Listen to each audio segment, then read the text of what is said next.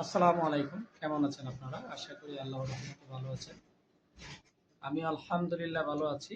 আজকে কথা বলবো পিএলআইডি নিয়ে। পিএলআইডি কেন হয় এবং এ থেকে প্রতিকারের কিছু উপায়। পিএলআইডি কি? পিএলআইডি হচ্ছে প্রোলাপস লাম্বার ইন্টারভার্টিব্রাল ডিস্ক। যখন দুইটা হাড়ের মধ্যে ডিস্ক কোনো কারণে স্লিপ আউট অথবা বাল্জ হয়ে যায়, তখন আমরা তাকে অথবা প্রোলাপস হয়ে যায় তখন আমরা তাকে প্রোলাপস লাম্বার ইন্টারভার্টিব্রাল ডিস্ক বলে থাকি। তো এটা হলে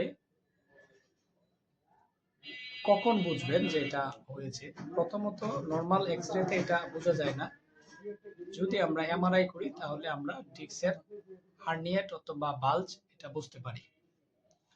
দ্বিতীয়ত এটা কিছু সিমটম আছে, যখন আপনি এই সমস্যায় ভুগবেন তখন আপনার পায়ের একজ্যাক্ট পেছন দিয়ে সাইটিং নার্ভ বলি আমরা, ওই নার্ভের কম্প্রেশন হয়ে গেলে তখন এটা পায়ের নিচ দিয়ে ব্যথাটা শিরশির করে যাবে, অনেক সময় সুইয়ের মতো খোঁচা দিতে পারে।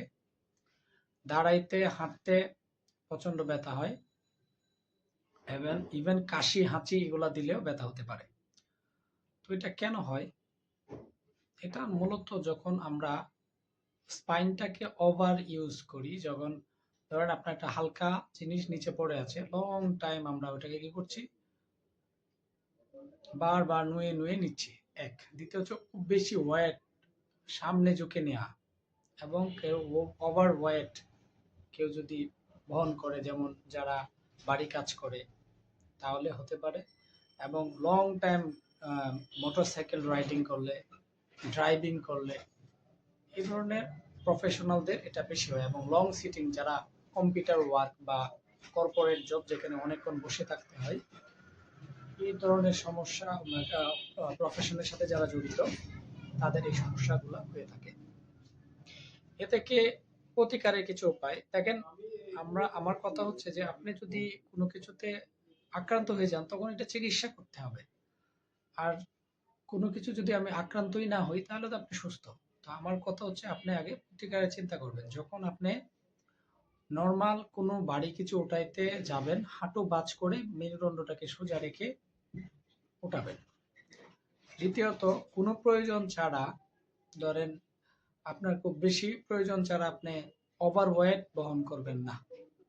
যদি একা একা অনেক সময় আমরা 20 কেজি 30 কেজি 40 কেজি উঠায় ফেলি, তো এটা থেকে দূরে থাকবেন। 2 জন বা 4 জনে মিলে চেষ্টা করবেন যেটা কাজ করার। এবং মোটর সাইকেল যদি আপনার ড্রাইভ করেন, অবশ্যই যে মোটর সাইকেলগুলো আপনার স্পাইনের জন্য প্রপারলি থাকে সেটা ইউজ করেন। বর্তমান যুগে অনেক মোটরসাইকেল আছে যেগুলো স্পাইনের প্রপার পোশ্চারটা মেনটেন করা হয় না, তো এগুলো একটু অ্যাভয়েড করে চলবে।